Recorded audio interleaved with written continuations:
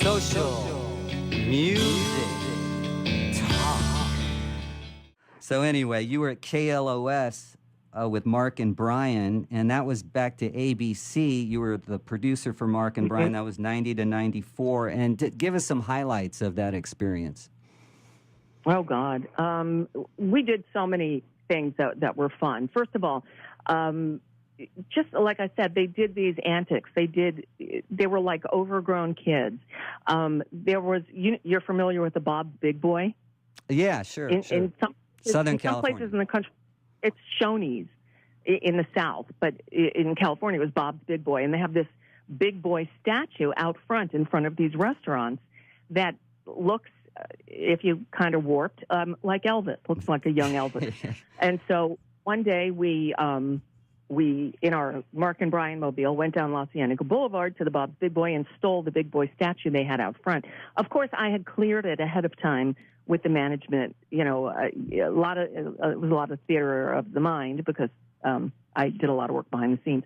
But that thing it became Elvis Bob, and Elvis Bob was dressed up by listeners for various holidays. We had Franken Bob and Dracu Bob on successive Halloweens. We had Evil Bob that we took to Las Vegas with Evel Knievel and Tom Jones and did a live broadcast and launched the Elvis Bob over the fountains at Caesar's Palace. Wow. We threw Elvis Bob out of an airplane for skydiving Bob out in Lake Elsinore. We had thousands of listeners show up for that. And my favorite was the day Mark and Brian, Elvis was on RCA, but Mark and Brian determined that Elvis always wanted to be on Capitol Records. So with the Beatles, we had a plot to put him on the roof of the Capitol Records building. Now, again, another behind-the-scenes thing, my father went to college with Joe Smith, who was at the time the president of Capitol Records. Right, I called him. Yeah, huge legends in the music industry. My father hadn't spoken to him in years. I read his book. He wrote a book about the music industry, a big, thick book. I read that. Did. Yep, it was very good.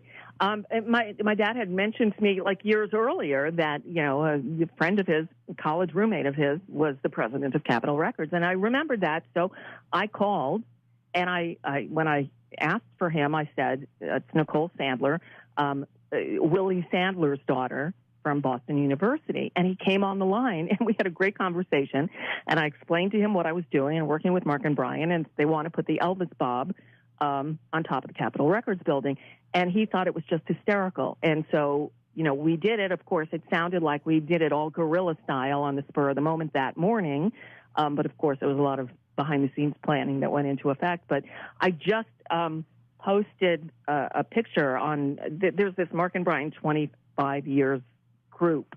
And actually, I don't know I guess I posted it to the group. I should put it on my page.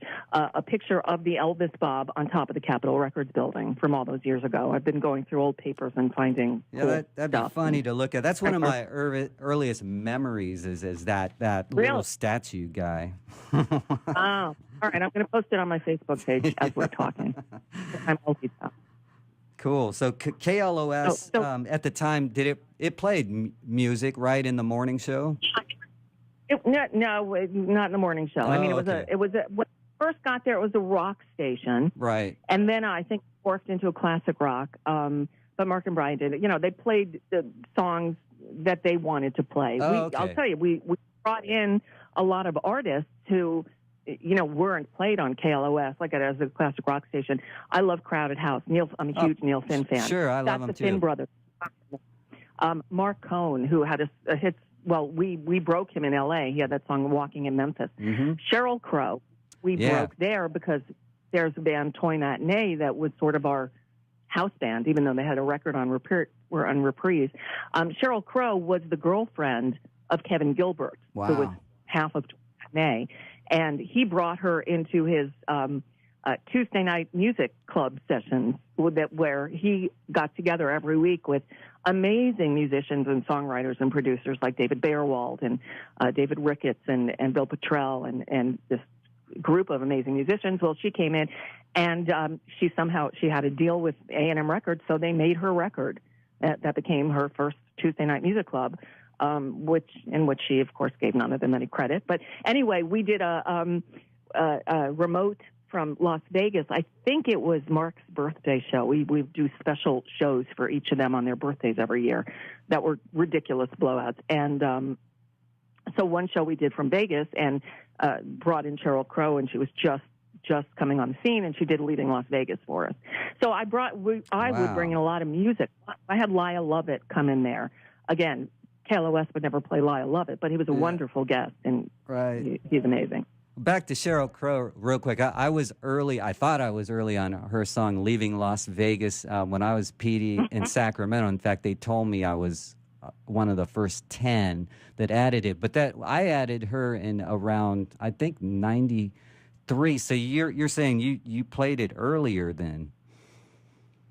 Right when it came out. And I want to say I don't remember the year. It was 91, 92. But I would imagine that because LA is always ahead of Sacramento and other places like that. But I mean it was amazing when I met her. I met her in '94 when she was winning a Grammy, and but I met her in Sacramento, and I talked with her for a minute before the record rep pulled her away, and we just had this great conversation about the Allman Brothers, who I saw her perform with. And I love her because she's an authentic artist, and that's what I like in music. Okay. I'll send you an article you should read about Sheryl Crow. It'll tell you the real story about Sheryl Crow. Oh, okay. Well, I know she was a pop thing with Michael Jackson before that. Nothing to do with that. Yeah, nothing to do with that. It's about the politics around her record and how she treated the people who actually wrote and played on the record. It's not a good look.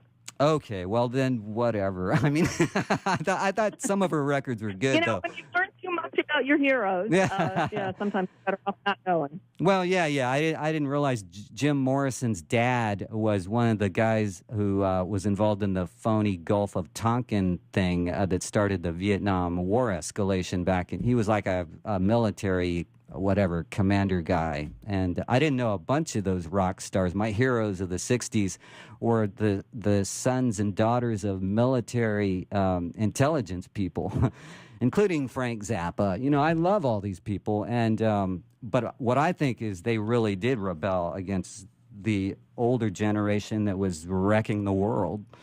And what we have today is the same kind of wreckage going on, not just in like the national level with Trump and all that, but I think the radio industry has gone backward, like it's melted down into this corporate mess when it used to be this community spirit thing that we're talking about. Like when you were at KLOS, was it even though it was a corporate station, didn't it still have a community vibe to it back then? Yeah. Well, it was in the days before voice tracking. Right. It was in the days of radio where there was a live person on the air during every day part.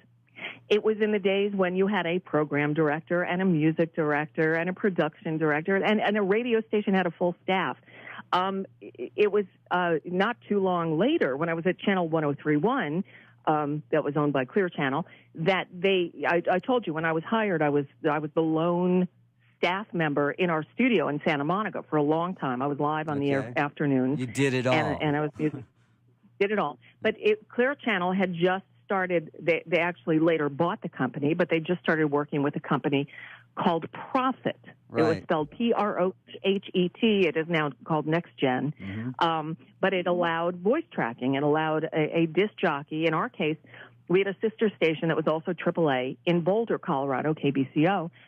The rest of our day was made up of people from Boulder voice tracking into Los Angeles. So I would finish the music logs. I'd upload it. They'd download it in Denver, open up the computer screen that was connected to our station, be able to pull up my music log on the computer screen and insert their voice tracks on the places where there was supposed to be a break. That doesn't, it doesn't allow you to get out into the community and do things. Yeah. In the early 90s, when I was at KLOS, that technology didn't exist. Everything was live. We played music off of CDs. Even it was before all the music was on the hard drive. And we did events, station-based events. That's one thing that Mark and Brian were really good at, is getting out into the community. They did everything from a pet adoption day and a Christmas tree sale and it wasn't just a radio show. We were out and about and visible in the community. And let me just point out real quickly that at that time, during that era, I looked up the ratings. I kept all the Arbitron, like R&R ratings directories, and for that era, KLOS was top 5, 12 plus. They're not anywhere close to that anymore. Oh, no. But I mean, that was their heyday, kind of, wasn't it? It was. That was when they were their most successful. I want to talk about how you went to KSCA 101.9 in L.A. You became the music director and did morning shows. You did touch on that earlier, but that was from 94 to 97, and that was a very like a AAA, like you were describing, that was kind of unique, that where it did have that community vibe to it, right? It was an amazing radio station. We were adventurous. We were creative. We were we did something just different. It was summer of '94. Brian and I butted heads all the time. What started out as a really fun job was becoming not fun anymore. And, the main reason I got into radio in the first place was because I loved music as a kid. I was, when I look through the college catalog, it's like, what do? I go to a lot of concerts. What applies to me? Nothing. I'll real quickly, what are 5 of your favorites of that era, that college, when you were in college, 5 favorite acts? Oh, God. Well, I'll tell you, bands that we broke when I was in college radio that I played on the air. I remember the day the first Police album came in. Yeah, I love the Police. And my reaction, the Police, what a name. And, but I put it on the turntable. It was really good. I remember when I Will Follow, U2's first single came in, and I played that. So I was probably the first person to play U2 on the air in college. Who else? I mean, I'm trying to think who else was. So that was the late '70s when the new wave thing was happening, punk rock. Yeah. Okay. It was a big Bones fan and the Clash. Yeah. So is that the music did you wish you were working at K-Rock at the time, or what was your feeling about where you wanted to work? When I was with Mark and Brian, that was exactly where I wanted to be, and when I was at KSC, that was exactly where I wanted to be. Social music.